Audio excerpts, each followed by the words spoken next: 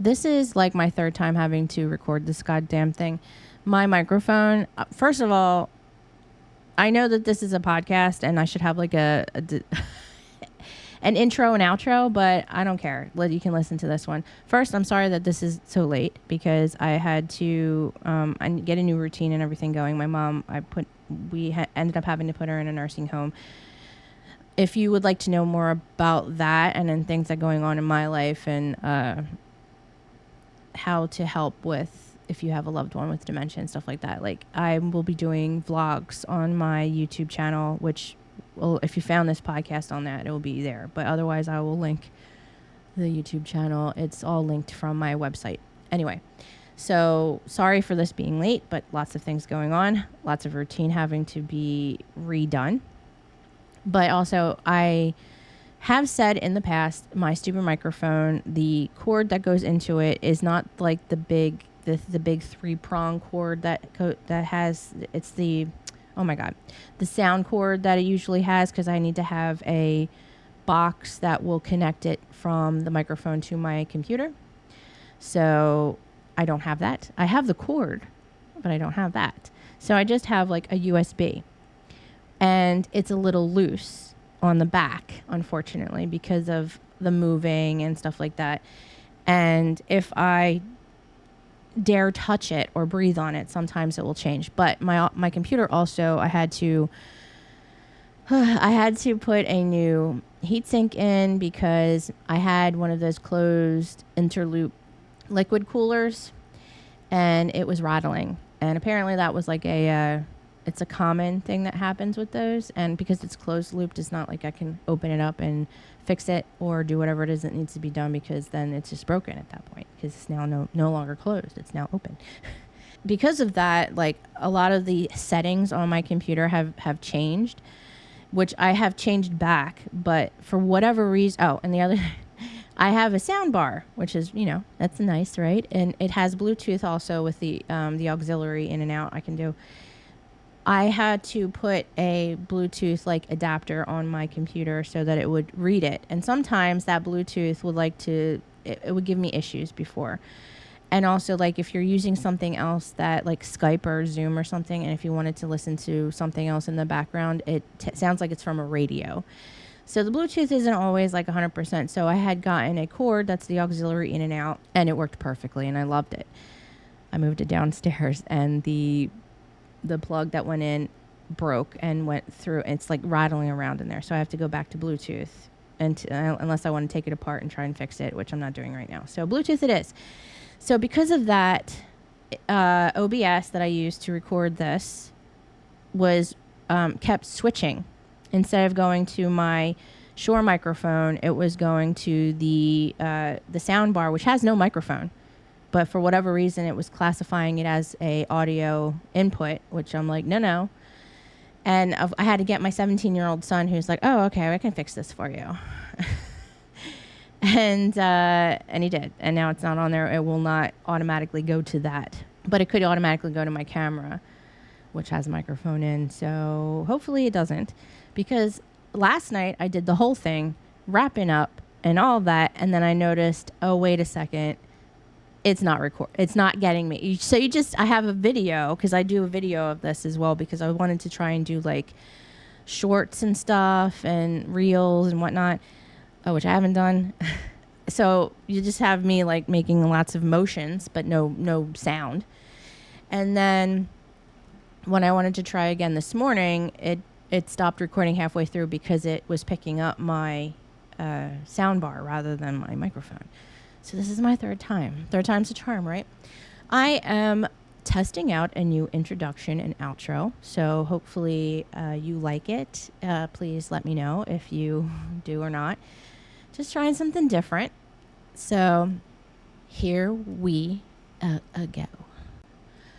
Welcome back to That 80s Child, the Generation Y, the show that brings you the best of 80s and 90s nostalgia, exploring the trends and cultural moments that shaped our childhoods. I'm your host, Gabrielle. And today in this episode, we are going to be delving into the topic that resonates with me and many of us who grew up during those vibrant decades. The impact of the 80s dieting fad and also their body type, which was an athletic body type. I believe that it had impacted our generation's body image, both 80s and 90s. I was going to do it in one go, but I think I'm just going, I am separating it out because there was a lot more in the 80s, and the 90s I'll delve into my own body issues and stuff like that, but the nostalgia of the fads at the time and growing up and being in high school and stuff during that in the 90s. So that's going to be in the next episode. This is part one. We'll say it's part one. So the 1980s were a time of bold fashion, unforgettable music, and distinct ideals of beauty. As kids of the baby boomers, which I assume majority of us had baby boomers as parents, my dad was not. He was of the silent generation. I'm sure you heard that. He was much older than my mom. So we watched our parents navigate the era's intense focus on fitness and diet, often internalizing these pressures on ourselves. From the aerobics craze led by Jane Fonda to the strict meal plans of the Scarsdale diet, the 80s were filled with promises of quick fixes and dramatic transformations, which still diet fads promise that, and it is not always the case. So in this episode, I wanted to explore those dieting trends while it was wrapped in the allure of self-improvement, contributed to that long-lasting body image issue for many of us. So we'll reminisce about the workout videos, the low-fat everything, the ubiquitous presence of meal replacement shakes like Slim Fast, which is disgusting, and also like the darker side of all of that, because it affects like our self-worth, our self-esteem, how we see ourselves, and then what we do to get ourselves to where we think we need to be. So let us look at this. I hope you enjoyed that intro. I wrote it out. That's why it sounded like that. When I read something and I wrote it out, and all of my podcasts are just bullet points. And then I just riff off of that, which I'm pretty good at. But I wanted to have a really nice intro to the episode, rather than in this episode I'm going to talk about and going back and forth like this. So if it sounds a little different, it's just because I wrote it and I'm reading it from that. But I wrote it. It's my words. It's just I have it a little bit more practiced rather than me just riffing off of it. But the rest of it will be riffed. So you're welcome. You get best of both worlds. All right. So 80s body type, or archetype, as I like to say. The beauty standards for the 80s shifted with the height of the dieting fads, and then the workouts from home were big. So the look and the body type of the 80s was women aimed for an hourglass figure, toned legs, arms, and stomach. They still wanted you thin, obviously, but you were toned. So you weren't just a straight up and down. You had some definition, which isn't an entirely bad thing, but you could still put a little bit more meat on those bones. You know what I'm saying?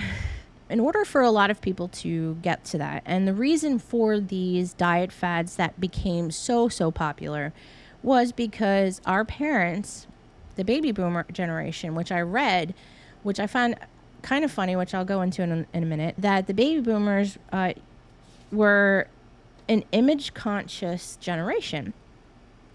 And to fight off the impending middle age, that's what they're going to. They're like, okay, well, we're aging now. What do we do to continue to be youthful?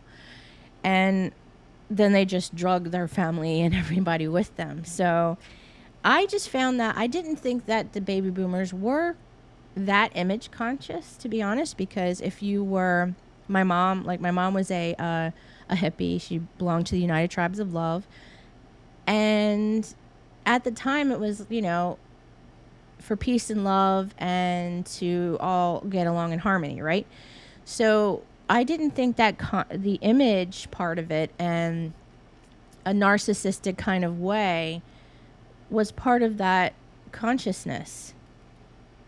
But maybe as they got older, and because maybe their generation was viewed as such a poignant period, they were kind of disappearing into obscurity, so therefore they needed to do something to remain relevant. Maybe? I don't know. Let's delve into the psychology of the generations. But I was just thinking, I just found that weird, because that is a consensus that the reason why it was so huge in the 80s was because they didn't want to get old. Nobody does, really. But, I mean, it was just very prominent. So the diet fads. Now, I know a lot of these firsthand because my mom was the stereotypical baby boomer who was into these diet fads. And she did all the ones that I mentioned. She never did the Scarsdale diet, which I mentioned in my introduction. So let me just go over that real quick because I didn't know about that one. So the Scarsdale diet was the high protein, low carbohydrate fad diet. It was a fat diet too. Designed for weight loss, created in the 1970s by Herman Tarnower and named for the town in New York where he practiced cardiology. It's in a book called The Complete Scarsdale Medical Diet. Lifetime Keep Slim program. Okay, is that guaranteed? So that was originally in the 1970s, but it was kind of like it, filtered into the 80s. But I don't know if she did do that. I don't remember her saying that. But if you think about it, high protein, low carb, that's like a lot of diets, because you don't want the carbs because it's fat and you want the protein because it's good for you. But again, you have to just manage it. You have to manage it. You can't just do one or the other, just take out one completely, because the moment that you say, if you don't have any carbs at all, the moment you have like a piece of bread, it's just like your body expands. So there needs to be a balance for everything. Anyway, so the first one that I know that I have, my mom has done, and I have had firsthand accounts, the grapefruit diet, which was eating a grapefruit with every meal for 10 days to lose 10 pounds. Grapefruit is a great diet food, okay? It has loads of vitamins. It's great for getting that metabolism going. I see the allure in it, but you don't have to have that many. I don't think you need to. I think the acid alone would have killed me. I have acid reflux, and I can only imagine how many Tums I'd have to eat or take, whatever. And I was like, how many grapefruit did you have today? Oh, like 5, And also, side note, did you know that if you take antidepressants, certain antidepressants to certain people, grapefruit can actually affect the effectiveness of your antidepressant? It has sometimes it'll actually suppress it to the point where it's not, you could take your medication, but it actually won't do anything because the grapefruit had pretty much killed it. I did not know that. However, I have not had grapefruit in a long time, and I think a lot of that has to do with the fact that my mom always had some grapefruit in the morning. It was like a thing, especially when she was doing Weight Watchers, which I'll be going into in another one because I'm doing the 80s one now, and I will be doing a 90s one, and that will be more of a deep dive in my self-esteem and the view of body image for myself and how it has affected me quite a bit during the 90s. There was a lot more in the 80s that I didn't realize, so I figured I'll do a 2-parter. So this is part 1. I don't know if I already said that because I've recorded this 3 times. So did I already say that? I don't know. I'll go back through editing. Anyway, I don't eat as many grapefruits. I still love grapefruit. I still love it, but I don't really have it. And also I take antidepressants, so I don't even know if that's a bad thing. Like, how many do I have to eat before it actually affects it? Is it 1? Is it more than, if I did the grapefruit diet, would I essentially not be taking any antidepressants because it's been canceled out by the grapefruit? I don't know. That's a Google thing. Or a doctor. Both. WebMD that. The soup diet, which had cabbage in it. Now, I don't know if it's the exact same soup diet, but I know that my mom did it, and also she brought it back in the 90s. So I actually did participate in the soup diet for a little while. I didn't. I hated it. My Uncle Jimmy, and I don't know if I remember saying this. A lot of this is going to be geared towards women, mainly because that was how it was geared. Women are really the go-to for dieting. I know that it still affects men. I know that men are affected by this, having to have a self-image first. You go into the gym to muscle up and stuff like that. I get it. But most of these diets are really geared towards the women. But my Uncle Jimmy was the one that showed my mom this recipe for the soup diet. Now, I don't know if it's the exact same soup diet because it reminded me more of a gazpacho. But a gross gazpacho. I don't like gazpacho anyway. I'm not a big tomato soup fan. I don't eat it, period. I don't like it. So it's not that I'm not a fan. I'm not a fan at all. It's like I hate it. And I don't like cold soup because that's what defeats the purpose of soup, does it not? So I don't really like gazpacho. So this soup was gross to me, but there was other things in it besides, and I believe cabbage was part of it. But it was nasty, and I didn't have it as frequently as they did. But that's pretty much all you were eating was this soup.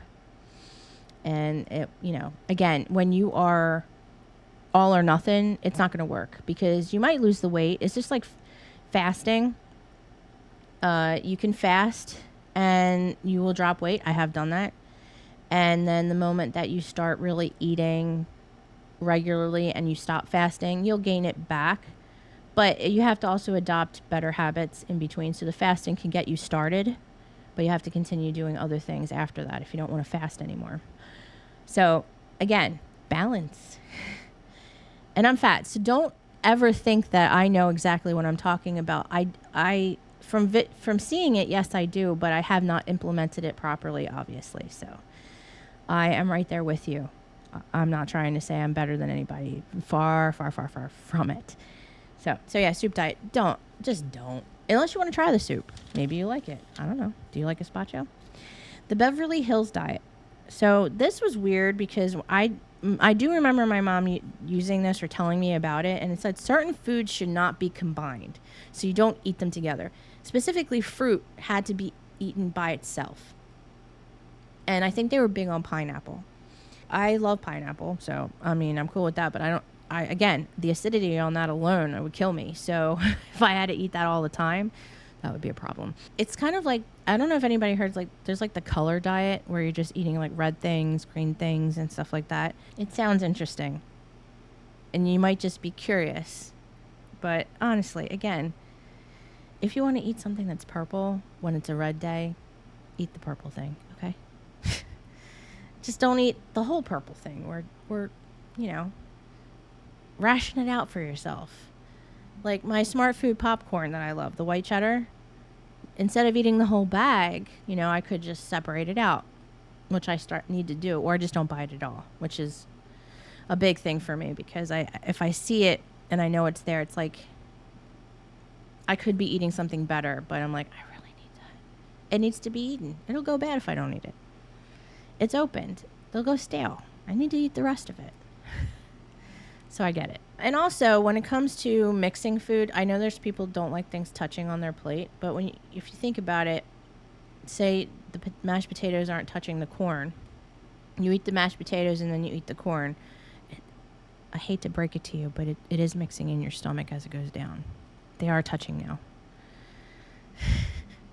Sorry. It's just I don't care, obviously, but I'm sorry if you do. If you don't like things touching, I apologize. But in the end, it will all touch, okay? It'll all mesh together. So I don't know if that's the same type of thing, but you shouldn't eat certain foods together. So is that like, I guess, chicken along with like rice or something like that? So something that I think that goes together, like chicken and rice goes together. Can you not eat it on the Beverly Hills diet? Is there a reason why you can't have chicken and rice together? I don't know. I don't know all the details, but I know that was a huge thing. The Atkins diet. And this was the eating of the high-fat foods. Now, I believe it's still around. I think they've tweaked it because, again, it's all about balance. It's not having more of one thing and then the other. Although, like the food pyramid, which I believe that they actually said that that's not a thing anymore. The United States Department of Agriculture food pyramid, published in 1992, has been criticized for being inaccurate and impractical, and some experts say it promotes unhealthy eating habits. So there's like the whole food pyramid thing, there's some skepticism onto that. But again, there is a limit to things that you should be eating in one go, and that you should balance things out. It's just all about portions and, making sure you're getting the nutrients that you need, obviously. So if you have a diet that's just like you cannot eat any more carbs, like I said before, and the moment you go back and you're like, okay, I'm going to start reintroducing carbs, of course you're going to start gaining some weight back because your body's not used to that. And there are things that you need to have even in carb forms for your body. I don't know. This is why I've stopped like the quote unquote dieting, because unless you just pull little things from different diets and you do your own thing, and if it's working for you, and you just keep going, it's just something you have to dedicate yourself to, because it is definitely a lifestyle change. Anyway, the liquid diet. And as it is, you literally just drink liquid all the time. But this is what kind of birthed the whole meal replacement drinks. So like Slim Fast, which I actually, saying it actually made me taste it. I had it a few times. It's nasty. Side rant. Because like I said, I am heavy. I had been like on and off dieting for a majority of my life, and that was another reason why I wanted to bring this in, because I do think seeing our parents, specifically our moms or aunts or cousins or whatever, sisters, if you have older ones, getting into it and thinking that you need to also be doing this, you get a bad outlook on yourself and what you need to do. Or if you start gaining weight, you start adopting bad habits for these fad diets because of what you saw. I starved myself in sophomore year of high school to get to a certain point, and I lost a lot of weight, and I was getting compliments. So I'm getting compliments for something negative, and I'm thinking, this is a positive, but it's not. It was unhealthy. And of course, like as soon as I started to eat regularly, I gained it back. But what we did, right? I'll go more into that later. But anyway, so the side rant is last year I was on a path to doing the weight loss surgery, because I was getting close to having high cholesterol and pre-diabetic. I'm still not there yet. I think I'm just on that cusp. My body's just like, I'm threatening you. Do something about this. So I was like, okay, you know what? I've tried lots of diets. I've tried losing weight. I've done fasting. I worked at UPS for 2 years, loading a truck. Lost weight, but gained it back because I got into a car accident and hurt my back. So life was like throwing me punches. So I'm like, all right, let me see if I can get approved for the weight loss surgery. And I did. And I went through all this stuff. The only issue I was going to have with it is you're losing a good portion of your stomach. So that's, you're having major surgery and you're getting something removed that is kind of needed. And it's scary. But when you come out of it, you have to go through the stages of reintroducing food. So the first week or so is clear liquid, which is fine. I can drink water, I can drink broth, and very, very, it's like a pureed soup if I want it, but nothing creamy. That's what they told me. So I was like, okay, I can handle that. But it's the next stage, which is the meal replacement, and having smoothies and shakes and stuff. I don't like smoothies. I don't like shakes. I don't like milk. I don't like excessively creamy things. So it's like that whole stage, I was just like, well, I'll just continue the clear liquid diet, but you can't, because you have to reintroduce this food slowly, and it has to be a meal replacement, so it's very full of protein and all the vitamins that you need. So it was gross. So my son and I went through this journey of, let's find a meal replacement that I would like, because I told the nutritionist, I'm like, well, I don't like yogurt, I don't like cream of wheat, I don't like oatmeal, because they were like, oh, well, you could do this, and I'm like, I don't like any of this stuff, okay? It's nasty. So they were like, well, you're gonna have a problem. I'm like, oh, I hell no, I know. So we went on this journey of trying to find something, and I will give a company a shout out there for people who are like me. It's called Soylent, Soylent. They actually taste okay. I got a chocolate one. I know there's other flavors. That one I could probably choke down. It wasn't like this is going to be my new favorite drink. No, it was good enough for me to, if I had to do it, I would do it. And that's all I would do, was that Soylent, because I tried quite a few other ones, and they tasted like dirt, or just gross. But Soylent is actually really good. I won't get it just because I don't like those things. But if I was going to go through the surgery, that was what I was going to have. I already had figured that out. Unfortunately, my insurance had changed and I would have to go through the whole thing again. And then at that time, I was also dealing with my mom getting worse. I was out on FMLA to take care of her, and then I was out on disability because of my mental health. Oh my goodness, it was just a shit show last year, okay? So, and the beginning of this year. So I'm hoping that the rest of this year is a positive. So far, so good. And I'm going to try and remain that way because I do have a pessimistic view of things because it's how life has treated me. So, but I'm trying, okay?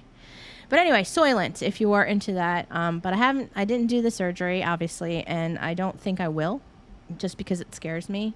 I like my stomach, not how it looks on the outside for sure, but you know, I think that I just need to be a little bit more dedicated with everything else that I have to do. But now that I have a little bit more time and the stresses should be dissipating a little bit more, I'm going to try and get myself into some sort of like routine to help me.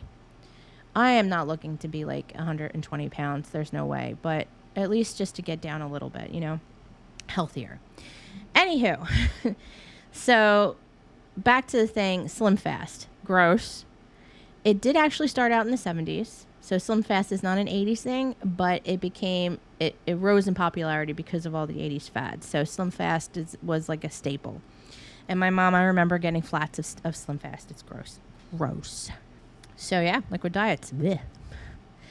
Exercise equipment. Now this was a huge thing because you were going from the gym or having to go out to a commercial place to get these things. And I know they had at-home things back in the day too, but this was like a huge thing, a huge push for having like the at-home gym and doing at-home aerobic classes from a video, which they always had like aerobic classes, but this is like, instead of you having to go out, and there's a lot more like stay-at-home moms, I feel like, and that's what they wanted. They watched their stories, their daytime soaps. This was my mom, so I don't know if your parents did the same thing, but to watch her soaps, she'd do like her aerobics thing, she'd drink her meal or whatever, and sometimes we would go out, you know. It was nice. It was of the time. I wish we kind of can do that now. Believe me, I tried staying home and couldn't afford it. I didn't try staying at home on purpose. It was lots of other things. So the big thing was the Stairmaster. I don't know if you remember the Stairmaster, like 6,000 or whatever it was.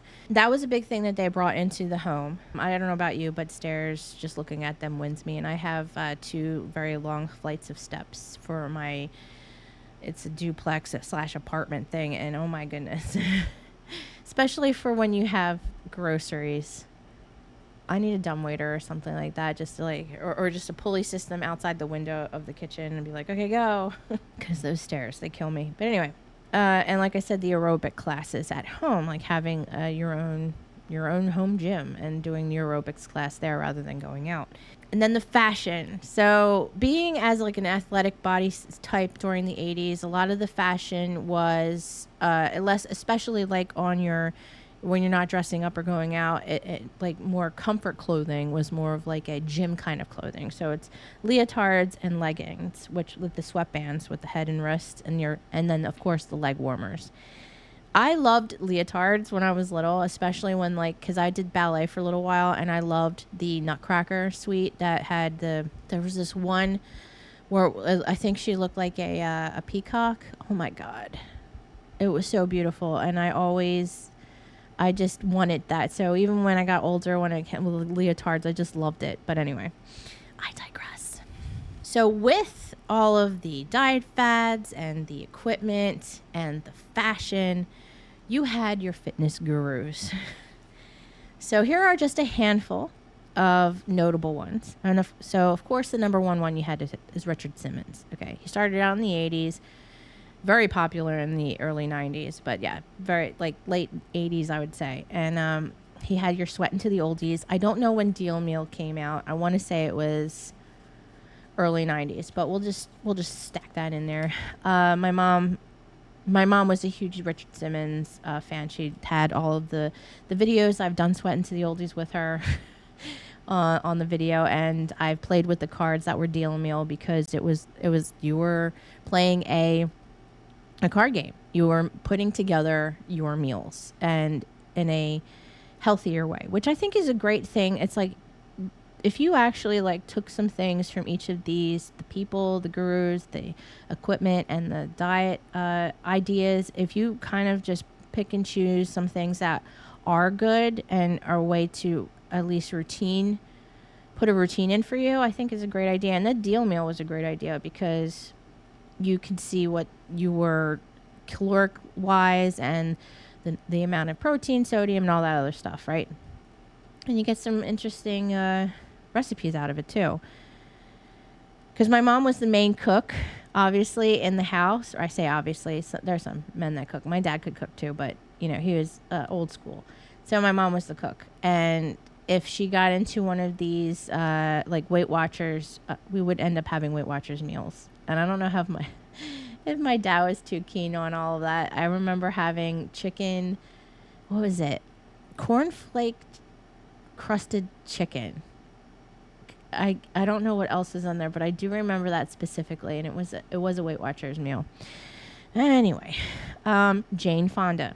Now we all know her from the movies. I don't know if you know Barbarella and a bunch of other ones, obviously. And then Grace and Frankie on Netflix, love it. And she got really popular because of her aerobics videos. She also made very popular, which they were already out there and popular, but the ballet style leg warmers.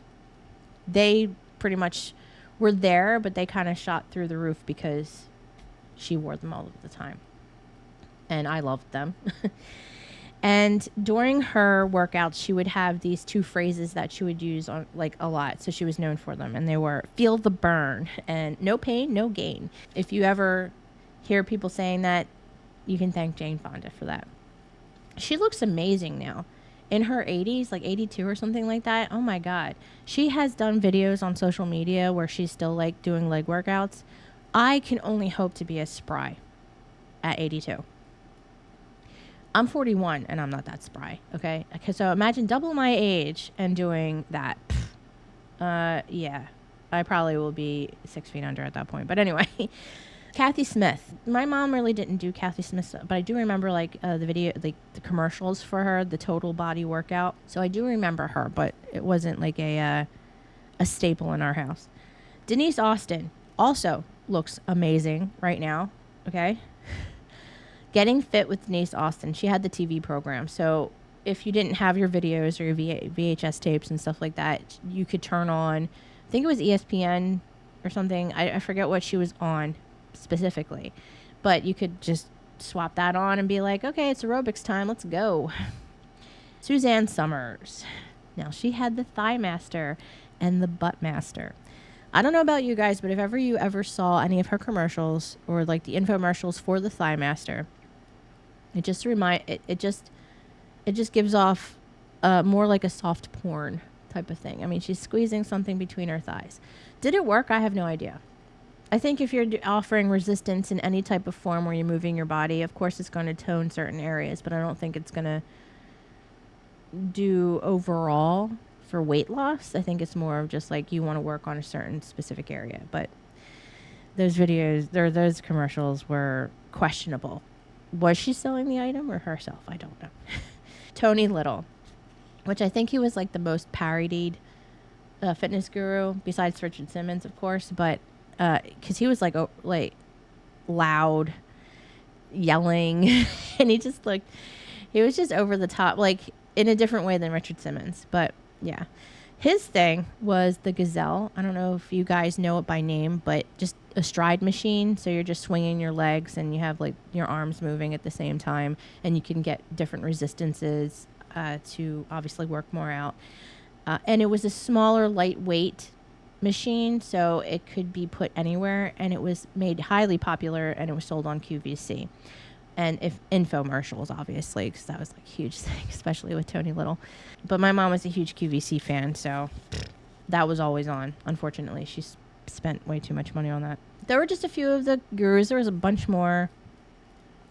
Arnold Schwarzenegger actually had stuff out too. There was a bunch of other people I didn't even realize, like celebrities, other celebrities besides not just fitness. They weren't just fitness people. They were actually like celebrities who decided that they thought that they could do a fitness thing. So these fads were created and used for quick fixes and drastic measures people went to for a specific physique. And when you want something quick fixed and you want drastic, you know it's not good.